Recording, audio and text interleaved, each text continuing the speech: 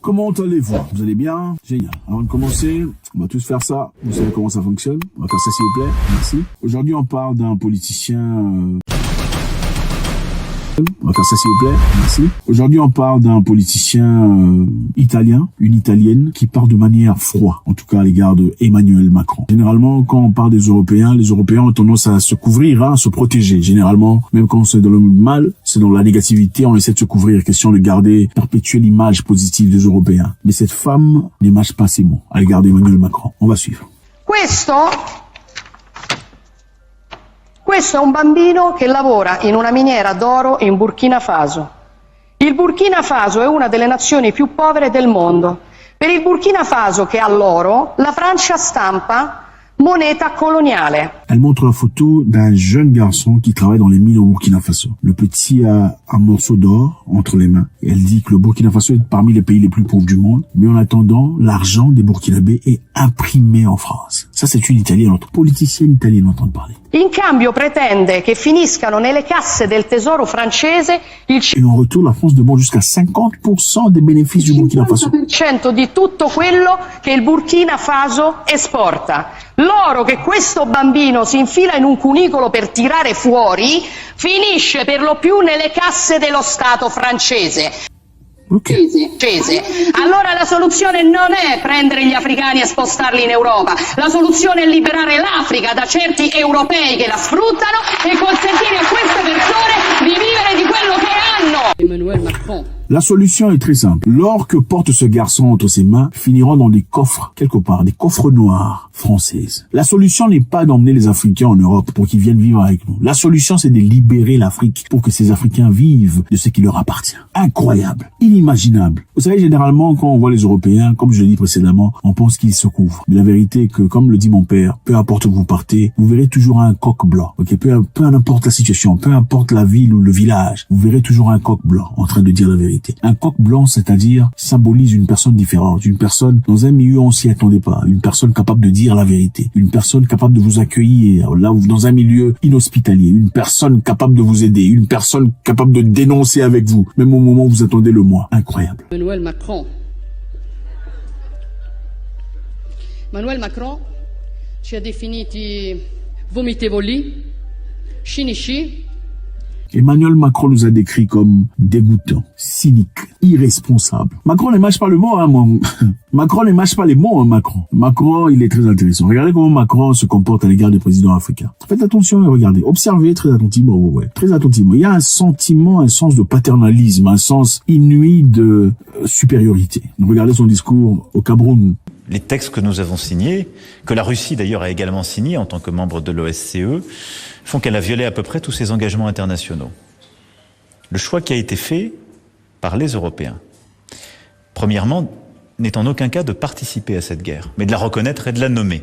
Là où je vois trop souvent de l'hypocrisie, en particulier sur le continent africain, je vous le dis avec beaucoup de calme et de sérénité, à ne pas savoir qualifier une guerre qui en est une et à ne pas savoir dire qui l'a lancée. Parce qu'il y a des pressions diplomatiques, je ne suis pas dupe.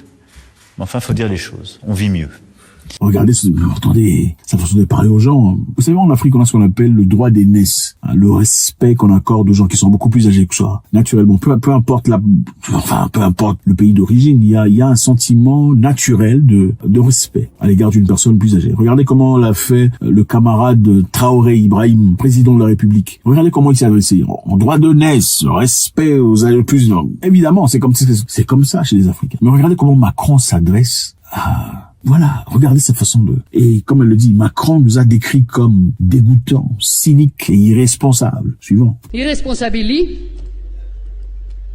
E qui la stampa italiana a dire, hai visto che ha detto Macron, che siamo irresponsabili. Et ici, en Italie, on a commencé à nous demander, Macron a dit que vous étiez irresponsable. L'avez-vous entendu? Vergogna. Irresponsabile Emmanuel Macron sono quelli che hanno bombardato la Libia perché gli dava fastidio che l'Italia avesse un rapporto privilegiato in campo energetico con Gheddafi. L'irresponsable Macron est celui qui a bombardé la Libye parce qu'il s'attendait à ce que l'Italie obtienne des faveurs incroyables. Esponendoci al caos migrazione nel quale ci troviamo. Regarde le problème d'immigration qu'on a. En fait, c'est ça. Aujourd'hui, les Africains qui traversent vont principalement en Italie. Ce n'est pas généralement en France. Ceux qui traversent la Méditerranée vont d'abord en Italie. C'est une façon de dire, vous avez créé des problèmes en Libye. Et à cause de vous, à cause du pillage, à cause de vols, aujourd'hui, les Africains essaient de traverser la Méditerranée. Et pendant qu'ils arrivent ici, vous faites des serments prétendant vouloir chercher du bien. Mais en réalité, le bien est très simple. Il faudrait libérer l'Afrique. Cinici Emmanuel Macron sono i francesi che mandano la gendarmerie a rispedire indietro qualunque immigrato tenti di passare il confine a Ventimiglia. Ma soprattutto perché le cose vanno raccontate come si deve, vomitevole è chi... Buono, che lo vuoi tu?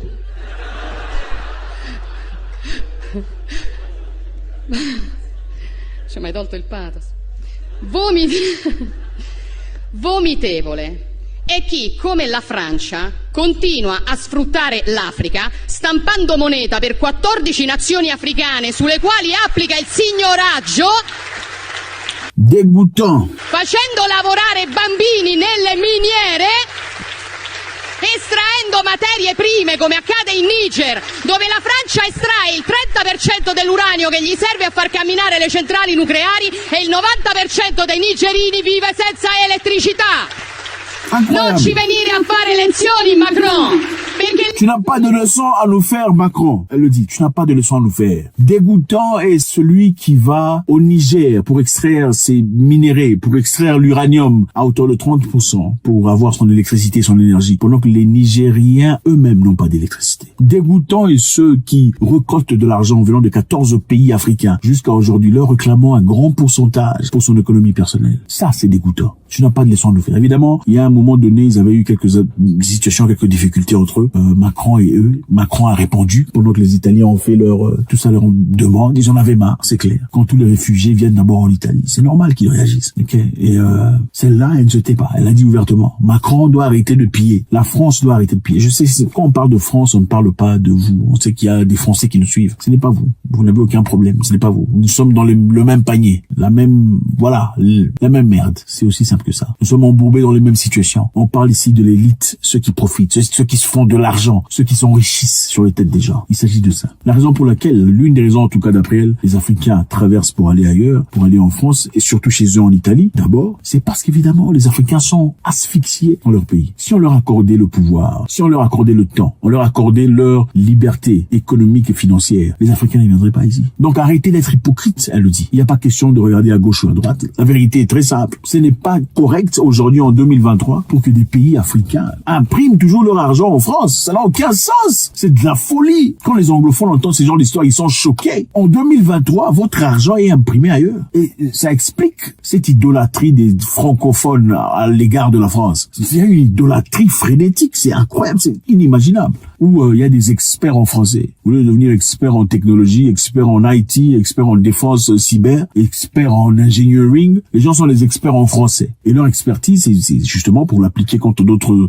Africains, leur corriger leur français, leur intonation, dire qu'ils n'ont pas un français soutenu et tout le bazar. C'est inimaginable. Au lieu de chercher comment s'enrichir mentalement, intellectuellement, comment évoluer, progresser, on nous a tellement inculqué, bon pas nous, nous on n'a pas été, moi j'ai jamais été colonisé par les Français, on a inculqué aux francophones, aux colonies françaises, colonies francophones, cette mentalité d'idolâtrie française. Vous devriez idolâtrer votre tribu, votre langue maternelle. C'est ça qu'il faut idolâtrer. On peut comprendre dans le milieu public, parler en français pour que je vous comprenne, pour que vous me compreniez, c'est normal. Mais quand vous êtes entre vous, il faudrait être des experts dans vos langues. Experts en technologie, experts en intelligence, experts en développement. On ne développe jamais un pays en parlant français. Non.